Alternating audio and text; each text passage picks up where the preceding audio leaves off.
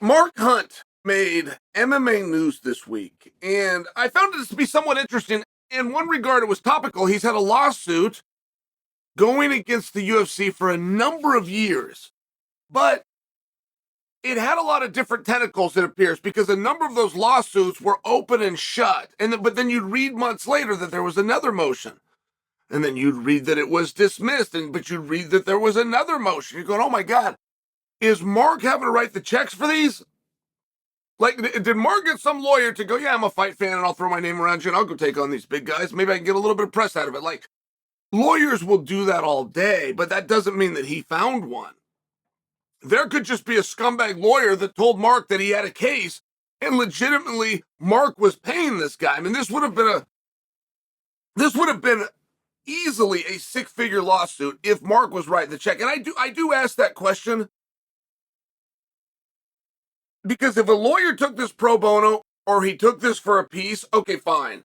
But there would be a massive ethical issue if Mark Hunt from New Zealand, not knowing the laws of America and more specifically Nevada, had to hire and retain an attorney because that was a terrible case. There was not one person amongst us that thought that Mark had any standing in that case. And everybody's a big Mark fan. It wasn't personal. It was a bad case. Essentially, the premise goes like this. UFC 200. Brock Lesnar versus Mark Hunt. Brock Lesnar was dirty. He was taking steroids. And specifically steroids. That's a big deal. Like anytime somebody fails a PED test, the uneducated will then say that it's steroids. But steroids are really quite antiquated. In terms of performance-enhancing drugs, steroids are no longer king. It's not like 1972, just for example.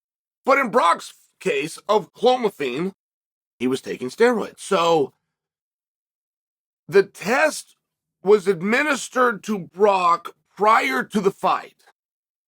Now, I'm going to make dates up. I read the whole thing. I have the information. It's a matter of retaining it. I think I've got it, but I'll prove my point either way. The fight is going to be on a Saturday.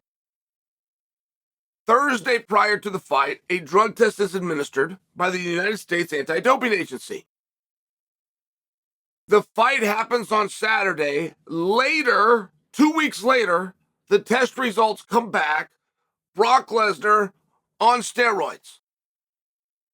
Brock Lesnar, who had his hand raised that night, instead it moves to a no contest. And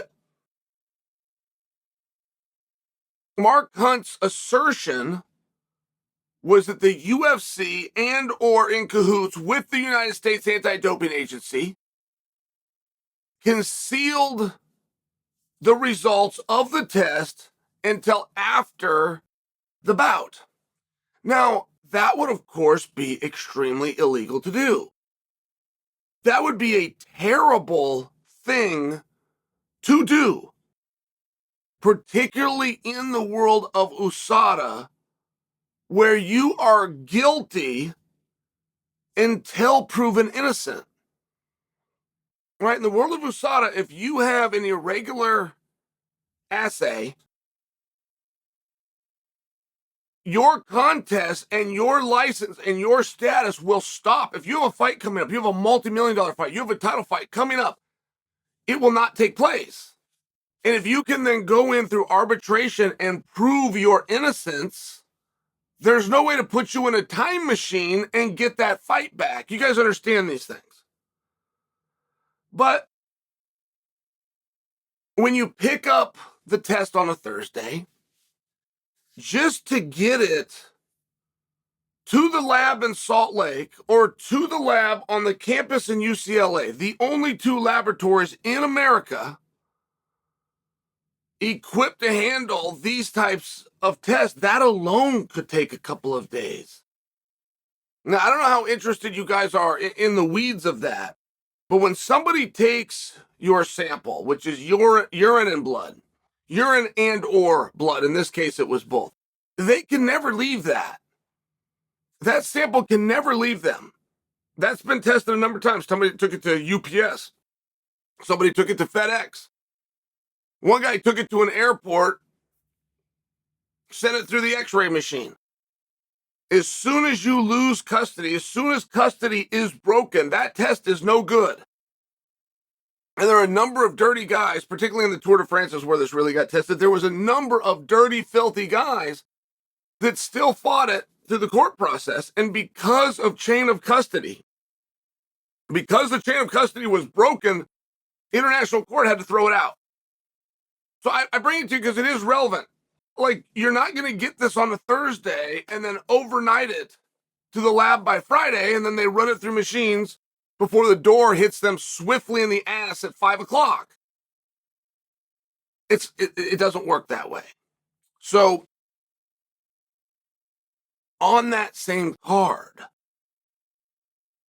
was a main event, and it was Jon Jones versus Daniel Cormier. Brock Lesnar was not the main event, right? Brock Lesnar got brought in. I mean, you do have to understand, if Mark wanted to have any kind of a complaint, I don't think this would be a legal complaint, but if on a personal note he wanted to be offended, he got brought in to get beat up by Brock Lesnar.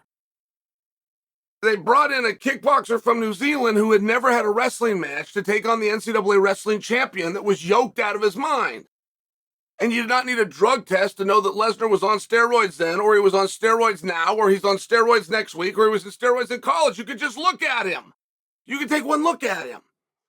And I only bring that to you because you meet the guy that goes to the carnival and he wants to yell at the worker afterwards. You saw the ride and then you bought a ticket.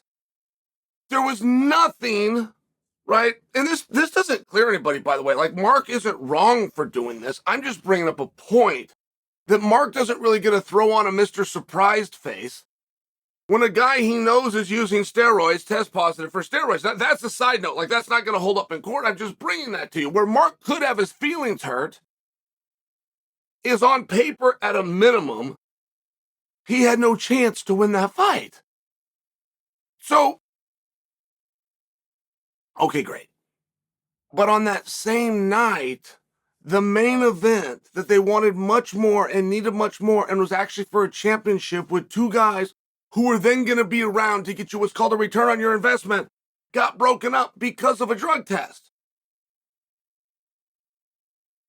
Not to mention, they were very different substances. I mean, what Jon went down for, as dirty as it was, Jon didn't know he took it. I mean, you could task Jon Jones right now to go out and find that substance. He wouldn't be able to do it. You would need a museum. You would literally need a museum. You're not going to be able to go out and find Trumbull on the streets. It's a very difficult thing to get. Jon took a banned substance, likely growth hormone, but it could have been his EPO. He took a banned substance that was tainted with Trenibol. That's very different than Brock Lesnar taking clomiphene and rubbing it into his wrist to become huge. I mean, I'm just sharing for you, like, it's a tough argument for Mark to make because it's all speculative anyway. He doesn't know when they got the results. He doesn't know when it was back. He doesn't know who got a phone call. He doesn't know what was said on the songs. The whole thing's speculative. So if you're going to speculate, they broke up the main event that night for a much lesser substance against a much more valuable guy.